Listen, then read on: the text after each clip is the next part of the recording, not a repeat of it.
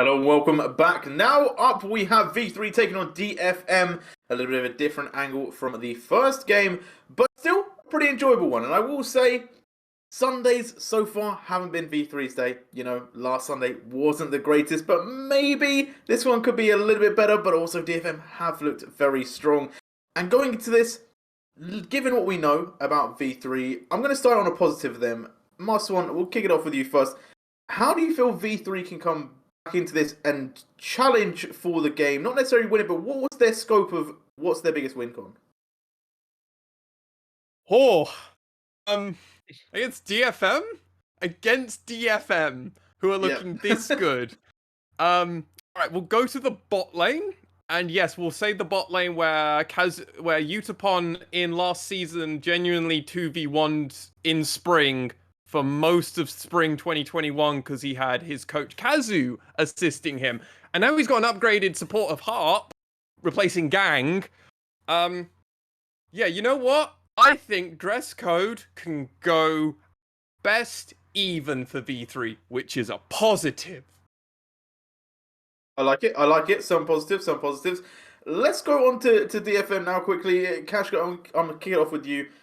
For DFM, they're looking good, but it's more about the clinicality, right, of what you want to see in today. You don't want to just see them pick up a win. You want to see it be clean. For you, where should they put their eggs? Like, what basket are they putting it in? Are they going top? Are they going mid? Where do you think they should really play around? You see, the thing about DFM is they could realistically do almost anything. I personally think it should just be a decision made in the draft. As soon as they see what V3 are going for, they're like, right, we're either going to play through Ebi, either through Yarong, or maybe even Utapon. Of course, put Steel on a good facilitator, and execute whatever win condition you get. I mean, I just want to see this team play like the best team in the LJL today, and I don't think that's too much to expect. Yeah, no, definitely. You want to see them come out and really show their flavour, because at the end of the day, even though we do feel like it is DFM favoured, it's not done just yet. But also, you don't want to see a team just scrape by when actually this is a moment where they can really show that they can shine. And it kind of brings the question up for me of, we've talked about how quickly we think the game will go. We will actually get to you guys back on that one, maybe post-game, to see who was closest. But do you feel like early game focused team from DFM is where they should play, or is it more of a late game, mid game angle? Gerald. I'm going to just take this cash for just a moment. I need to give him some big truths, hard truths. Okay, go for it. DFM should perfect game this. Should. It's the expectation I'm going to set for you, Gerald. Hard, cold truth. It's over. Damn. Okay. And I believe that, Kashka, you had a stat, right? You had a stat of fastest game so far. Do you think they'll beat it? I mean, I don't think it's very likely in this meta. So when me and Mason were looking, the fastest game we could find since 2018, we couldn't find any games before that, was 18 minutes 48 seconds. The fastest game this split was around about 23 minutes. And I wonder if I can find that one.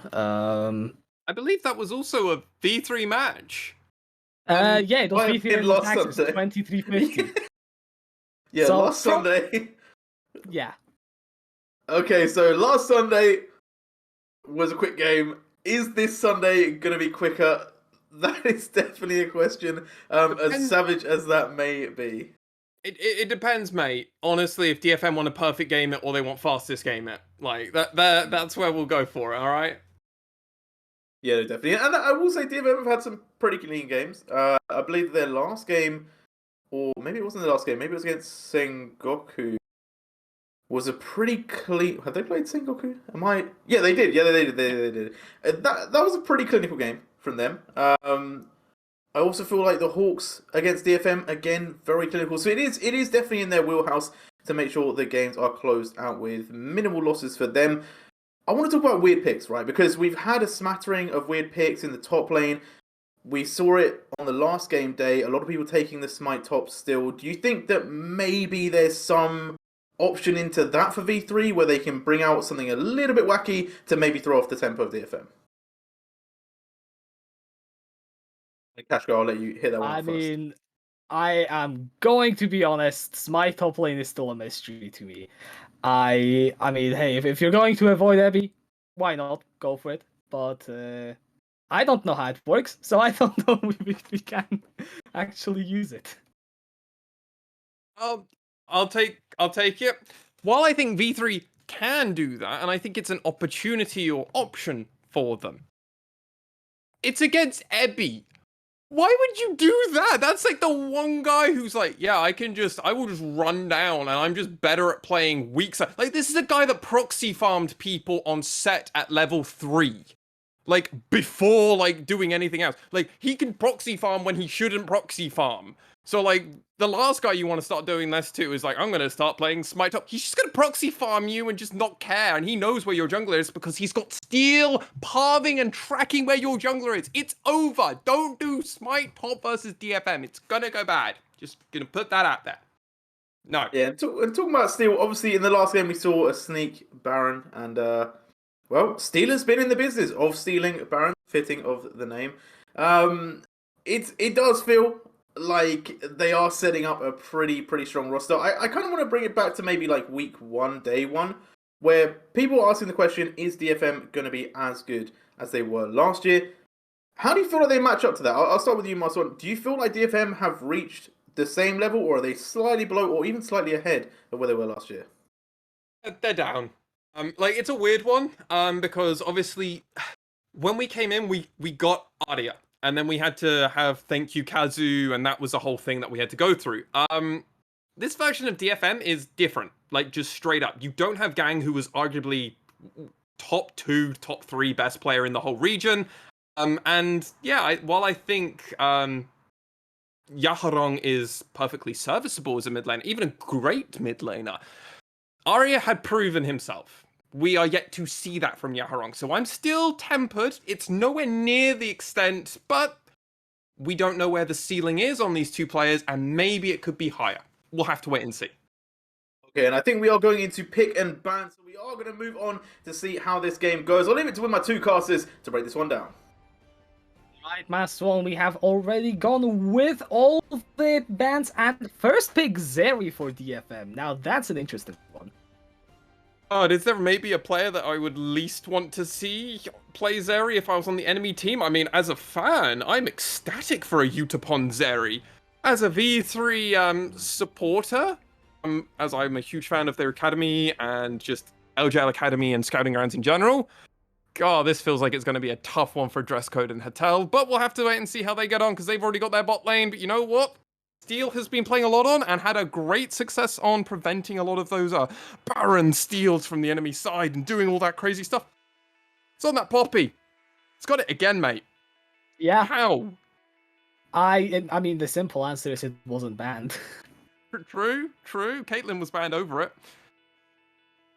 But yeah, we also have Poppy together with that Leona, so I mean, DFM already drafting champions which have the ability to just absolutely run down people in those early skirmishes.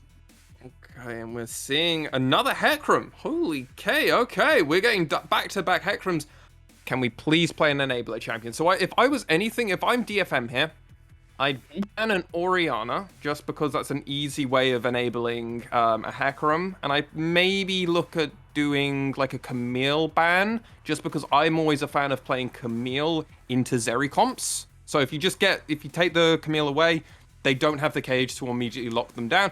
They decide to go with a different mid laner and actually go for LeBlanc, so completely opposite side. They actually think that UGA will try and beat Yaharong in a 1v1. It does seem that way, trying to remove some of those, assassin snowbally champions that would give V3 a very clear lane to play through in that mid lane for UGO. Let's see what the second one is. So you mentioned Camille or Orianna. We could still see either of those bans come through, but of course not both of them. And we'll see. None of them. Sure, let's go. That's an Ari ban. Okay, so we've got Control Mages still completely open, which is personally my expectation at this moment in time. So puts us in a really unique spot, I think, because we've just banned out all of these dueling mid laners and top laners to some extent. Obviously, Akali is actually technically a ban towards Ebi more than Yaharong in a weird world. But we've got Gnar, so Ebi won't be on that one. He's made him angry. Akashta, how do you think the Gnar aficionado is going to respond? Can't say Renekton, it's already banned. God damn it. Well, I'm out of options. That's it. I mean, right, so what we've got open, we've got the... Oh, can we that have was this? not on my list of champions. That is so good versus Hecarim. I mean, yes. But I did not expect to see that still. Okay, I want Urgot. I just want Urgot. I just want people to hurt others. That's okay. I mean, in the game of League of Legends, sure. Let's see what is going to be the last ban here. I mean, Gwen is something that we have seen quite a lot over this split, and no Urgot. It's gonna be a Gwen angle. It's good. I mean, that's probably the more sensible one in just every extent of the word. But I mean, a man can dream, can't he? A man's allowed to dream. Mid lane are going to be found here. It's going to be counter pick, obviously, for UJ. What do you think he'll go for? I'm feeling like a Victor is probably coming out. All right, similar kind of sense. Yeah, Victor, right. I mean, I don't think Orianna is necessarily super bad here if you just want to go for full team fights, but no, it is going to be that Ryze pick. Realm Warp with Hecarim is always pretty decent when you consider everything, so not an awful spot to be in. Yes, because Unico is going to swap with Hotel here. It's just, again, we've got another Hecarim comp where they're not enabling the Hecarim. So again, I can't sign off on it, Kashka. I can't.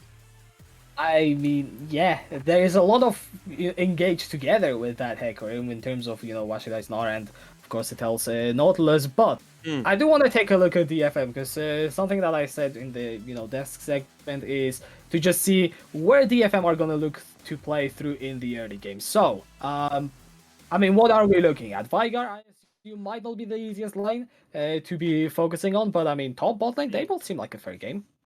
I think they absolutely are. It's just you're not... I mean, you feel like you should be able to, at some point, threaten this Veigar in the mid lane, because Veigar is an immobile champion. The issue is that Event Horizon is just going to be so difficult to ever play around. Yeah, a lot of your champions need to get fairly up close and personal for the engage. I guess maybe Nautilus being an exception with the ultimate, but I just don't see Unica ever finding Yarong if that Event Horizon is up and available. Yeah, and even then it's like, okay, cool, you get on top of it. What about if Steel's just been channeling the Poppy ult, and it's all for naught? Or if you get really deep, but then Ebi's there, and Gwen is immune, or Leona's there, so you just Q stun. It kind of just feels like DFM have lots of tools to counteract what V3 want to do. And weirdly enough, V3 kind of picked themselves into this. So clearly they have a plan. I'm just trying to figure out what their plan is. My assumption is Washide is gonna try and bully out Ebi. Jeez, that's always a weird statement to try and say, considering the amount of players that can challenge Ebi, just mechanically, hands-wise, in a 1v1 is normally people that aren't in the LJL. That's how good he is. Yeah. I mean, this is, I guess, where we say as casters, it's an opportunity to disprove that statement. For Washide to say that actually, yeah, he maybe can bully out Ebi, but I also realize that this is... He's gotten fleet footwork. He's actually committing to this idea as well. Okay. I love it. I actually love it. Wow. Oh, I love this as well. Predator on the Veigar as well. Good Yaharong. Yeah, I mean, the roams probably will be nasty. I'm just imagining, right? You're gonna have Yaharong steal Utapon Harp in the bot lane. I don't think Flash and Cleanse is gonna save Dresco, no matter what happens there. God, and look at that. Blitzcrank San also sides with the team that has the Hecarim, because where's the enablers? And we can't see them either. Blitzcrank Sun. Ebi also just going to try and bully out Washide as best he can. And our AI power spikes are, when it hits late game, Gwen is immune, as is Yaharon, who's going to be turned on with this 3 to 4 item pseudo tank pseudo infinite damage Veigar and Zeri will also have been turned on. DFM outscale and also just have a very strong team composition in a 5v5, whereas V3 have like a team fight comp that loses the 5v5. It feels. Yeah, that's not. Yeah, it very much does so. Especially if we see dress code falling behind. I mean, Jhin, when all ahead, is probably one of the worst champions to play. Or at least it feels like one of them. And we even saw last game that pick not necessarily having the most impact. So yeah, when it comes to late game fights, not looking pog. Unica's going to try and find Ebby, but it's just going to be immuned away. And look at this. Steel already going down to this bot side. Yeah, we have Scuffle 2v2 between the bot laners, and Steel is gonna pop the Steadfast Presence head very low, has to flash away, and that is going to be Ignite for Flash without really needing the jungle involvement.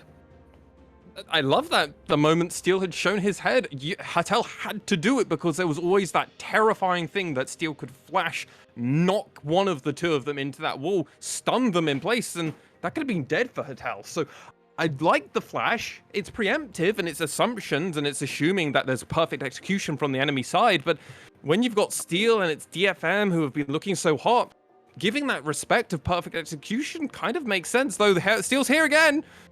Yeah, flashes over the wall, goes for the stun, and first blood picked up by Steel. It does it exactly as I predicted he would have done it the first time around. He just decides to do it the second time around. Very good, Steel. Very good. Very good. Yeah. If you're a V3 fan, I'm sorry, but this is what you call a spade. We tried to do it in pick and ban phase as politely as possible. We tried to do it with J-Real as best as possible, but sometimes a team is an underdog, and there's no way of putting it. And you can't even go David versus Goliath here, because I don't even feel like V3 is a very good giant. I feel like we'd need to figure out... They need to have one big name for that, I'd feel, Cash. Because we come into this replay and... Yeah, Steel just comes out of nowhere. Yeah, literally flashes over the wall. I don't think Dresscode and Hetel are even expecting that. So that's a good point. Nothing you can really do, especially here as Snowless without the flash. It is just kind of like you take the L and you hope you can do something else on the other side of the map, but there's nothing really being set up by V3 elsewhere. I mean, they got some deep wards, I'll give them that much, but in terms of tangible leads, no. No, there's nothing. Infernal Drake has just spawned on this rift, so going to be an important note. But look at this. Harp has just already reset the lane. And I actually love this by DFM. They got the kill. They got the engage from Steel. Steel's like, okay, cool. You guys now go out and ward. Find out where their jungler is. That's what... Look at that. He's just walked on a ward. Unica's known already. So Unica's now like, okay, they know exactly where he's going. Oh my god, that ward's also going to spot him out. Okay, so they have perfect information on where he's going and his pathing now. Steel is going to be able to track him. And as you can see, ping's already going out. That means Steel is like, okay, I'm going to go here. I'm going to go do wolves and I'm going to probably rotate around. Might take raptors and then do this dragon. Same time, V3 are also aware of Steel's pathing. So it's going to be kind of this metagame of the junglers trying to track one another and do this, baby. Just putting the hurt out to Washi Day as well. Oh, this is looking really good. What we also do need to track is Yaharong and how his stacks are going with his Q, just to see how good his scaling is going. But it looks like first dragon is going to be just taken because still not super quick at taking jungle camps on Poppy. Yeah, and also, as you mentioned, both junglers essentially playing open hand means that V3 know that they have time to take this objective. That being said, Steel is looking for a play around the bot side. The dragon goes over to Unica, and no, Steel is just camping the bush, waiting maybe, see if Dresscode overextends at any point. Yeah, it's also a little bit awkward that Pink being there, waiting for Harp to have to clean it out. But look at this, Unica did just steal that Scuttle Crab, so he is able to get away, and they actually get the vision there. So, hey, all of V3 are able to secure a few things around the map, get some mutual objectives, and then get out scot-free. So, I mean, great Scott, Morty. It's pretty good for V3 in that perspective, and it actually puts them at more of a gold parity back again, even after losing that first blood. Yeah, which is honestly a great start. Like, right now, if you just look at this game in isolation, yeah, V3 are standing out to DFM. Of course, though, as we said, they need to do something before the late game. So really, Is Yeah. there a window that closes for them? And when would that window be? We might find it here. Well, yeah, Yu-Gi-Oh! Just gonna get ganked in the mid lane, caught out by the event Horizon. Just takes actually a bit of damage. Not even burning the flash. It's another one. Oh god, yeah, onto Dresco. That is so much burst. Utapon goes forward and Harp takes the kill with the ignite. Now the stun Resets down the ult. onto Hell, and Utapon takes the kill. Unica looking for Utapon. Let's see if he finds the damage. That should be a dead Zeri. 2 for 1 in favor of DFM in the bot lane. Harp. You just already knew Utapon was dead. No, you should have died with him. A good support always dies with their AD carry, but this was just so beautifully set up from the side of DFM. Look at where Harp is. Just immediately goes Zenith Blade onto you, Dress Code. Zeri ult popped immediately. They have to cleanse, have to flash away, and Dress Code does more running than actual fighting. They get a double kill onto, well, they don't get a double kill onto Utapon. That's the frustrating part. Harp's Ignite does take it down. So, hey, at least having Unica there is some good, but oh my god, Steel, you're a bit in no man's land. Oh wait, Poppy ult always gets him out. God, Yeah. Poppy ult's so good. I know, it's like, it's almost as if you're surrounded and there's only one guy on one side. You can't just not be surrounded anymore. However, we do have a fight breaking out over this Herald. Harp in the middle of it, going with the Zenith Blade on Dresco. Beautiful Solar Flare. Dresco caught out with a stun. Steel flashes over the wall, takes down the kill. And now Washide and Yu-Gi-Oh! Are trying to get to the blast cone. Yu-Gi-Oh! Going over the wall. Utapon takes down Washide. And that is going to be 2 kills for DFM. No Herald for V3. That's the moment where everything falls apart.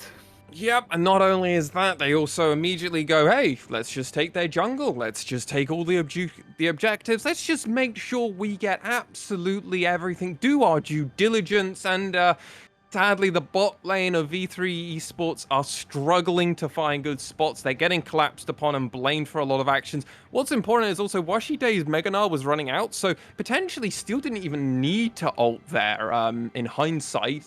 But better safe than sorry, I always say. Huge amount of damage also goes onto Harp, who's this Leona. So it's like, okay, great, you've done this again. Why do people keep putting all their damage into Leonas and then struggling to understand why they haven't died? Beautiful stun there by Steel. And it's just a good, really solid follow-up of Harp getting engaged on and DFM going, cool, you blew everything onto our Leona. We're going to kill you now. And then finding 2 of their bot laners again feels bad, man, if you're a V3 fan. But hey, DFM, I mean, we can't say we didn't warn you in the pregame. We kind of said this would happen. Yeah, and Utapon 100% kill participation. I think it's very God, clear yeah, it is. where DFM are putting their eggs.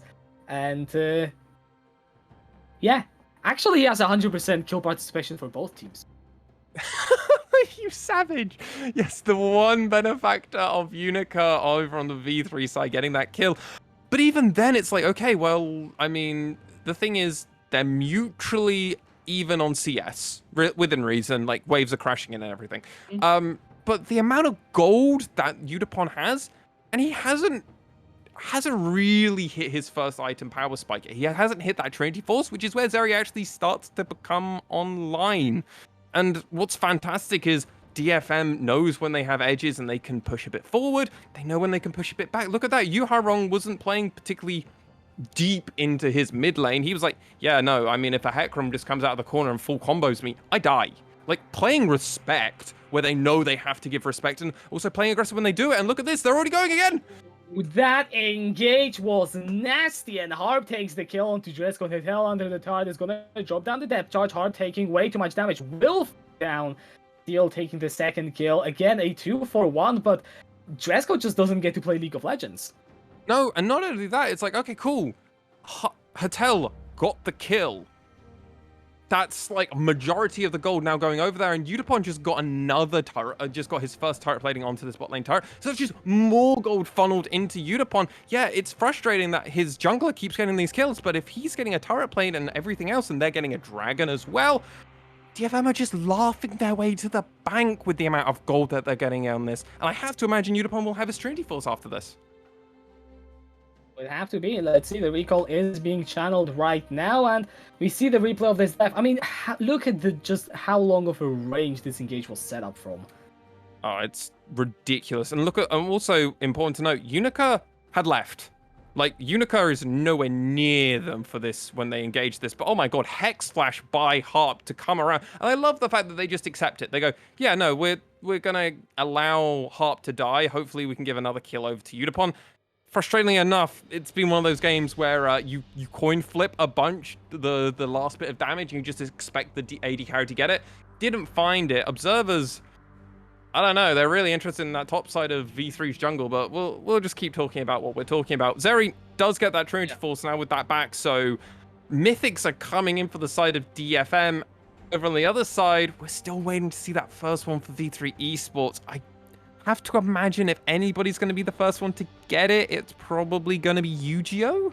But it doesn't feel great. Because Hullbreaker is going to be first item for Washi Day, by the way. Obviously. I also we had the Viger on the target frame a moment ago, and Yarwong, before coming into the lane, sat on 120 stacks. That's 10 per minute, which that's tends fast. to be pretty good on Viger. Yeah, that's faster than I was expecting, actually. I mean, granted, it is Yaharong. He is filling those shoes for Ardia, and also Sedos, remember, the Emperor of the LJL falling in. But Udapon, so many turret platings just funneled into that Zeri, and now it's like, oh god, now it's like, okay, Udapon's probably like almost half item with the amount of plates and gold just being funneled into him. He's just got his Trinity Force. Like, this is a breaking point for V3, and they need to shut down before this has an option, and still already looking for more options. Yeah, forces the flash out from Hitel, but DFM as a whole just moving into the jungle like they own this place. Unica coming around, is stepping too far forward, stunned into the wall, takes the ultimate over. That's a nice knock-up. Yuji, as you said, coming around, but he is alone, has to flash away. Udapon on the follow-through, but the curtain call slows him down, not doing any much too much damage. Udapon, are you good, man? He's just gonna cleanse away and hop over the wall after taking the kill, and the fight continues with Hitel going down, and Steel is alive. DFM are just running over V3. Oh, and now Ebby, he does not get the red buff, but maybe he will find the kill onto Unica. And yes, he does with the needlework, and Washide is now getting run down as well. He's gonna hit Mega, and Ebby realizes that it isn't really the best place to fight and goes back. Oh, just don't give Yu-Gi-Oh! No. Just don't give them the option. Don't give Washide the option of actually getting Mega and actually be able to turn anything. Why bother with that? Just push forward, get a bunch of damage, and then walk off.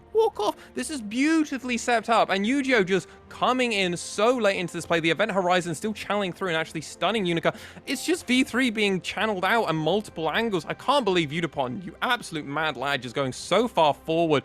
And then going for the cleanse when Yu-Gi-Oh! Wants to do it, just going, nah, jump over the wall, and then Unica's just kind of like, well, I can't get anywhere. So much damage coming from DFM, and V3 just playing really deep.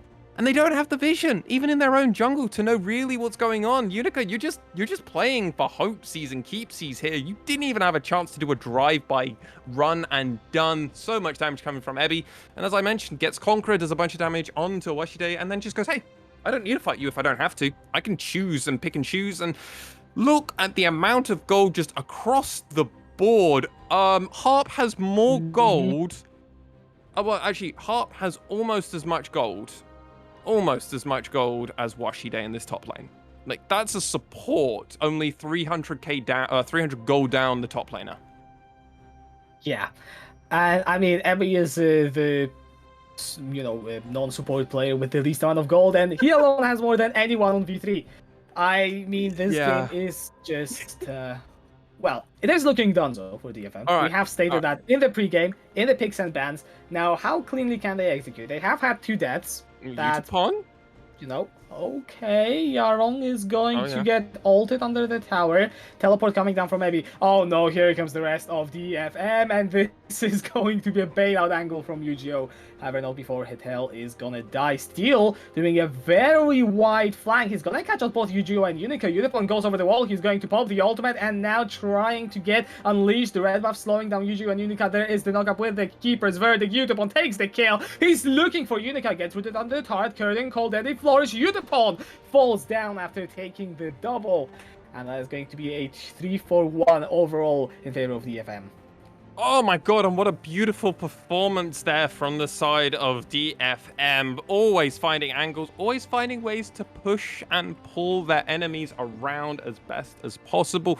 And I mean, they've just done it again. Yes, it's great that they're able to get at least something onto dress code kill-wise. And yes, it's a shutdown. Fantastic. But at what cost is always what must be asked, and it was at the, sadly, the demise of many members, as it looks to be Yaharong is actually the one. I thought it was Utapon in the spotlight. I'm so used to Utapon just always being there. Yaharong is here.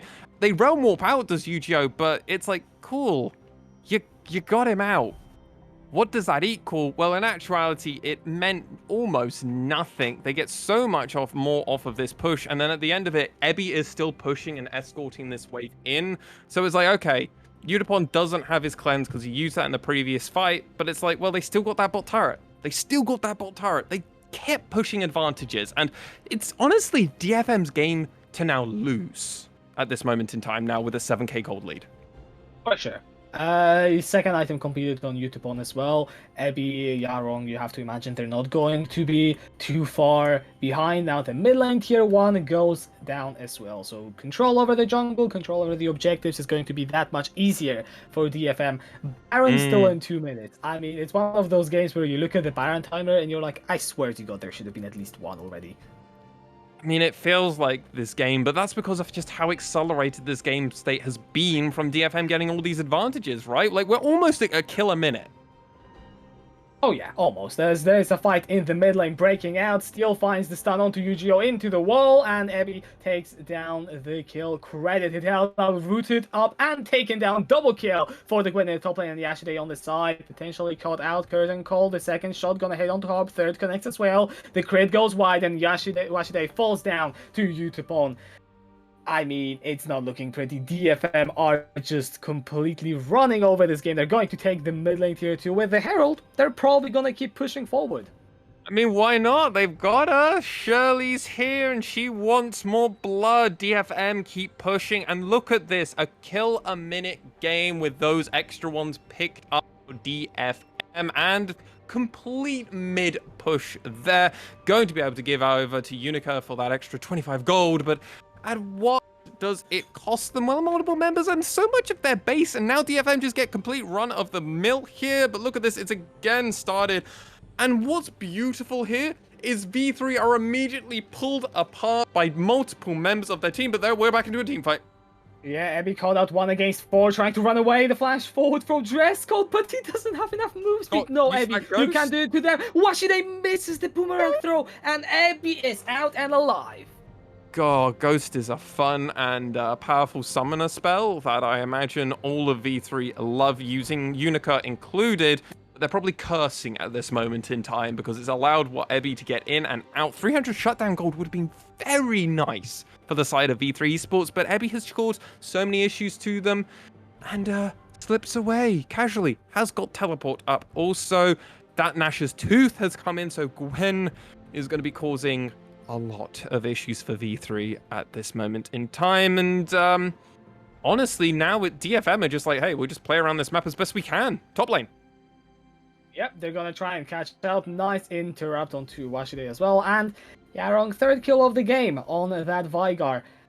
And yeah, at this point, it's just about closing this game out clinically. If you are DFM, you don't want to make any, macro mistakes. You don't want to be losing team fights at this point at all. Ideally, you don't want to be dying anywhere. No. So let's see if they can actually execute on that.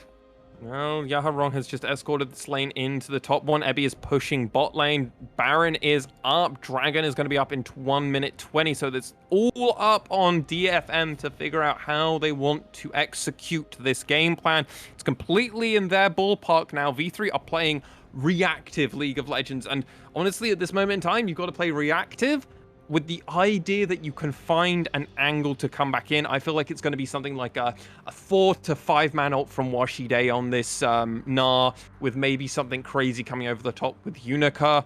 I feel like that's the kind of crazy angles now that we need to be calling for Kashka to hope that V3 can come back into this game by any extent. Oh my god, yeah. 500. Oh my god. 246 stacks. What is that? That is Insane. Wow. All right, yeah. This Veigar is in one-shot territory now against Yu-Gi-Oh. That is. How do you feel as Yu-Gi-Oh? Probably just like pointless now.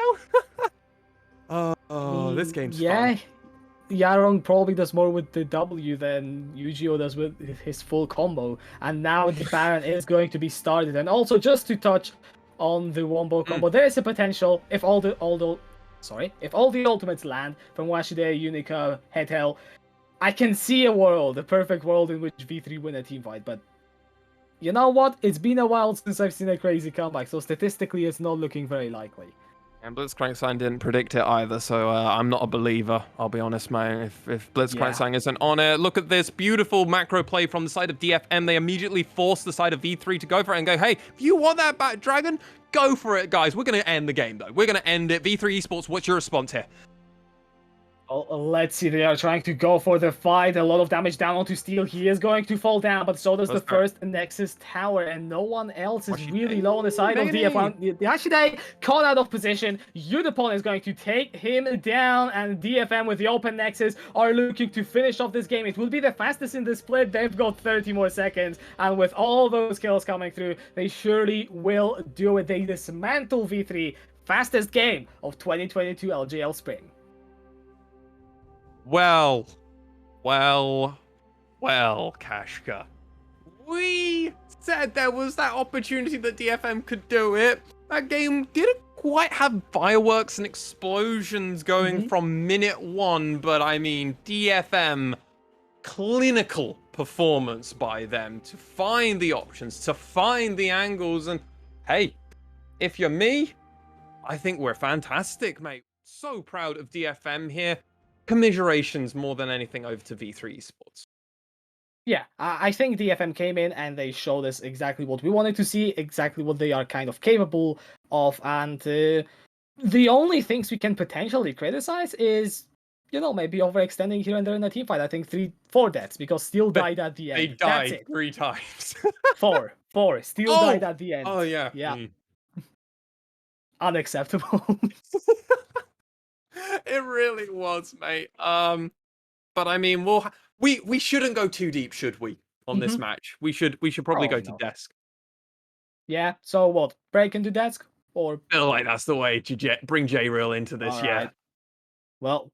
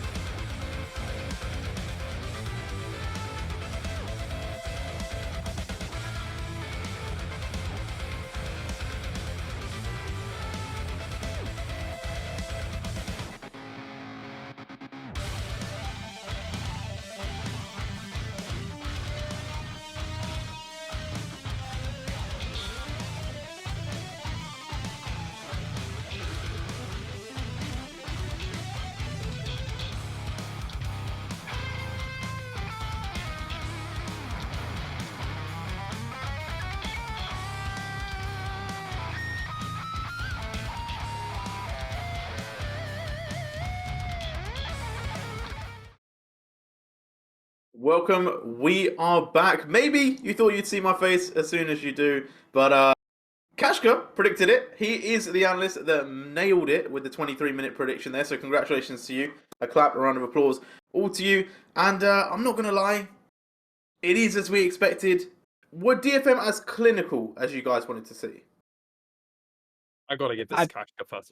Yeah, I mean, essentially, yes. I think there were 4 deaths in total. The first one was we had Unico coming down, then some deaths under the turret, and one was literally when ending the game. And as far as I can tell, there were no real macro mistakes, so I'd say yeah.